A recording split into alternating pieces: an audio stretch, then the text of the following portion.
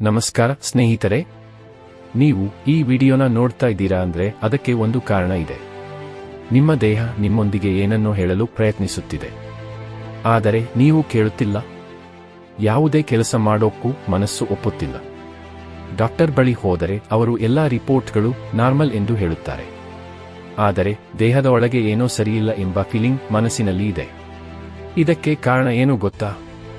ಅದಕ್ಕೆ ಕಾರಣವೇ ಆಯುರ್ವೇದದಲ್ಲಿ ಹೇಳುವ ಆ ಒಂದು ಅತ್ಯಂತ ಅಪಾಯಕಾರಿ ಶತ್ರುವಾಗಿದೆ. ಅದರ ಹೆಸರೇ ಆಮ. ಇಷ್ಟಕ್ಕೂ ಆಮ ಅಂದರೆ ಏನು?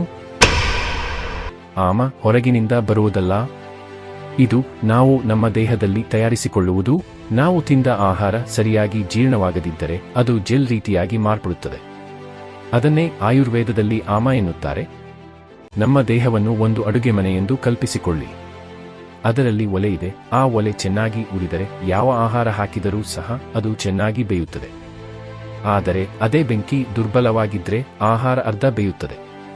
ಹಾಗೆಯೇ ಸರಿಯಾಗಿ ಬೇಯದ ಆಹಾರವೇ ದೇಹದೊಳಗೆ ಹೋಗಿ ಆಮವಾಗಿ ಮಾರ್ಪಡುತ್ತದೆ. ಈಗ ಒಂದು ಮುಖ್ಯ ಪ್ರಶ್ನೆ, ಇಷ್ಟಕ್ಕೂ ಆಮ ಯಾವ ಕಾರಣಕ್ಕೆ ಬರುತ್ತೆ? ಮೊದಲ ಕಾರಣ ತಪ್ಪಾದ ಆಹಾರ ಅಭ್ಯಾಸಗಳು.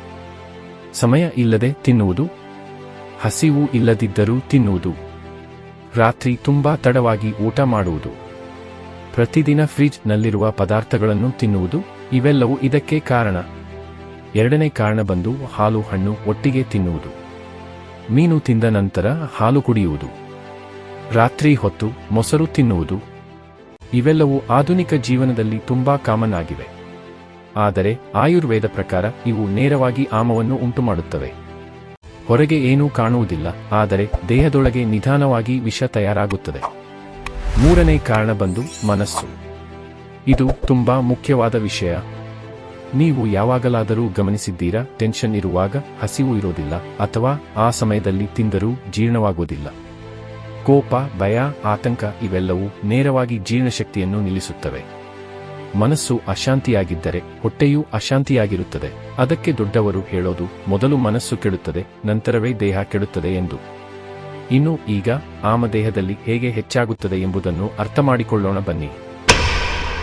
ಮೊದಲ ಹಂತದಲ್ಲಿ ನೀವು ರಾತ್ರಿ ತುಂಬಾ ಹೆವಿ ಫುಡ್ ತಿಂದ ತಕ್ಷಣ ಮಲಗಿದ್ದೀರಾ ಅಂದ್ರೆ ಬೆಳಗ್ಗೆ ಎದ್ದಾಗ ಹೊಟ್ಟೆ ಭಾರವಾಗಿ ಇರುತ್ತದೆ, ಬಾಯಿ ಕಹಿಯಾಗಿರುತ್ತದೆ, ಗ್ಯಾಸ್ ಇರುತ್ತದೆ, ಹಸಿವು ಇರೋದಿಲ್ಲ. ಇದು ಆಮ ಇನ್ನೂ ಹೊಟ್ಟೆಯಲ್ಲೇ ಇದೆ ಎಂಬ ಸೂಚನೆ. ಎರಡನೇ ಹಂತ ಧಾತು ಆಮ. ಈ ಆಮ ಹೊಟ್ಟೆಯಲ್ಲಿ ಇರದೆ ರಕ್ತಕ್ಕೆ ಹೋಗುತ್ತದೆ. ಆಗ ಸಮಸ್ಯೆ ದೇಹವೆಲ್ಲ ಹರಡುತ್ತದೆ. ದೇಹದ ಎಲ್ಲಾ ವ್ಯವಸ್ಥೆಗಳು ನಿಧಾನವಾಗುತ್ತವೆ. ತೂಕ ಇಳಿಸುವುದು ಕಷ್ಟವಾಗುತ್ತದೆ, ಚರ್ಮ ಹಾಳಾಗುತ್ತದೆ. ಮೂರನೇ ಹಂತ ಆಮ ವಿಷವಾಗುವುದು. ಇದು ಅತ್ಯಂತ ಅಪಾಯಕಾರಿ ಸ್ಥಿತಿಯಾಗಿದೆ. ನೀರು ಬಹಳ ದಿನಗಳ ಕಾಲ ಒಂದೇ ಜಾಗದಲ್ಲಿ ನಿಂತರೆ ಅದು ಹೇಗೆ ವಾಸನೆ ಬರುತ್ತದೆಯೋ ಹಾಗೆಯೇ ಈ ಆಮವು ವಿಷವಾಗಿ ಮಾರ್ಪಡುತ್ತದೆ. ಆಗ ಮೂಳೆಗಳಲ್ಲಿ ನೋವುಗಳು, ದೀರ್ಘಕಾಲದ ಸಮಸ್ಯೆಗಳು ಪ್ರಾರಂಭವಾಗುತ್ತವೆ. ಇನ್ನು ಈಗ ಒಂದು ಮುಖ್ಯ ಪ್ರಶ್ನೆ, ನಮ್ಮ ದೇಹದಲ್ಲಿ ಆಮ ಇದೆಯೋ ಇಲ್ಲವೋ ಹೇಗೆ ತಿಳಿದುಕೊಳ್ಳಬೇಕು? ಬೆಳಗ್ಗೆ ನಿದ್ರೆಯಿಂದ ಎದ್ದ ತಕ್ಷಣ ನಾಲಿಗೆಯನ್ನು ನೋಡಿ. ಅದು ಗುಲಾಬಿ ಬಣ್ಣದಲ್ಲಿ ಸ್ವಚ್ಛವಾಗಿದ್ದರೆ ಓಕೆ.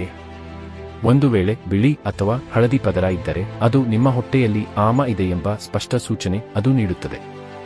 ಬಾಯಲ್ಲಿ ದುರ್ವಾಸನೆ, ಹಸಿವು ಇಲ್ಲದಿರುವುದು, ತಿಂದ ನಂತರ ಭಾರವಾಗಿರುವುದು ಇವೆಲ್ಲವೂ ಕೂಡ ದೇಹ ಕೊಡುವ ಎಚ್ಚರಿಕೆಗಳು. ಇನ್ನು ಆಮ ದೇಹದಲ್ಲಿ ಯಾವ ಸ್ಥಳದಲ್ಲಿ ಕೂತುಕೊಳ್ಳುತ್ತದೆ? ಆಮವು ದೇಹದ ಯಾವ ಭಾಗವು ದುರ್ಬಲವಾಗಿರುತ್ತದೆಯೋ ಅಲ್ಲಿ ಇದು ಹೋಗುತ್ತದೆ. ಇನ್ನು ಆಮವನ್ನು ದೇಹದಿಂದ ಹೇಗೆ ಹೊರಹಾಕುವುದು? ಇದಕ್ಕೆ ಜೀವನ ಶೈಲಿಯ ಬದಲಾವಣೆಯು ಮೊದಲ ಸೂತ್ರವಾಗಿದೆ. ದೇಹದಲ್ಲಿ ಆಮ ಇದ್ದಾಗ ಸ್ವಲ್ಪ ಉಪವಾಸ ಮಾಡಿದರೆ ಅದು ಅದ್ಭುತವಾಗಿ ಕೆಲಸ ಮಾಡುತ್ತದೆ. ಎರಡನೇ ಸೂತ್ರ, ಊಟಕ್ಕೂ ಮುನ್ನ ಸ್ವಲ್ಪ ಶುಂಠಿ ತುಂಡನ್ನು ಉಪ್ಪಿನೊಂದಿಗೆ ತಿನ್ನುವುದು. ಇದು ಜೀರ್ಣಶಕ್ತಿಯನ್ನು ಹೆಚ್ಚಿಸುತ್ತದೆ. ಮೂರನೇ ಸೂತ್ರ, ರಾತ್ರಿ ಹೊತ್ತು ಬೇಗ ಊಟ ಮಾಡುವುದು, ವಿರುದ್ಧ ಆಹಾರವನ್ನು ಬಿಡುವುದು. ಇದೇ ನಿಜವಾದ ಪರಿಹಾರ. ಗಮನದಲ್ಲಿಟ್ಟುಕೊಳ್ಳಿ, ಉತ್ತಮವಾದ ಆರೋಗ್ಯವು ಅಡುಗೆ ಮನೆಯಲ್ಲಿ ಆರಂಭವಾಗುತ್ತದೆ. ನಮ್ಮ ದಿನನಿತ್ಯದ ಅಭ್ಯಾಸಗಳಲ್ಲಿಯೂ ಆರಂಭವಾಗುತ್ತದೆ. ಹಾಗೆ ನಿಮ್ಮ ದೇಹ ನಿಮ್ಮೊಂದಿಗೆ ಮಾತನಾಡುತ್ತಿದೆ, ಮನಸ್ಸಿಟ್ಟು ಕೇಳಿ, ವಿಳಂಬ ಮಾಡಬೇಡಿ. ವಿಳಂಬ ಮಾಡಿದಷ್ಟು ನಿಮಗೆ ಸಮಸ್ಯೆ. ಇನ್ನು ಈ ವಿಡಿಯೋ ನಿಮಗೆ ಉಪಯೋಗವಾಗಿದ್ದಲ್ಲಿ ವಿಡಿಯೋವನ್ನು ನಿಮ್ಮ ಸ್ನೇಹಿತರೊಂದಿಗೆ ಶೇರ್ ಮಾಡಿ.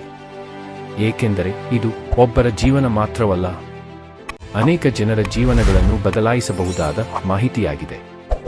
ಮತ್ತೆ ಇನ್ನೊಂದು ಅದ್ಭುತ ವಿಡಿಯೋದಲ್ಲಿ ಭೇಟಿಯಾಗೋಣ. ಅಷ್ಟರವರೆಗೂ ನಿಮ್ಮ ಆರೋಗ್ಯವನ್ನು ಕಾಪಾಡಿಕೊಂಡು ಆರೋಗ್ಯವಾಗಿರಿ. ಧನ್ಯವಾದಗಳು.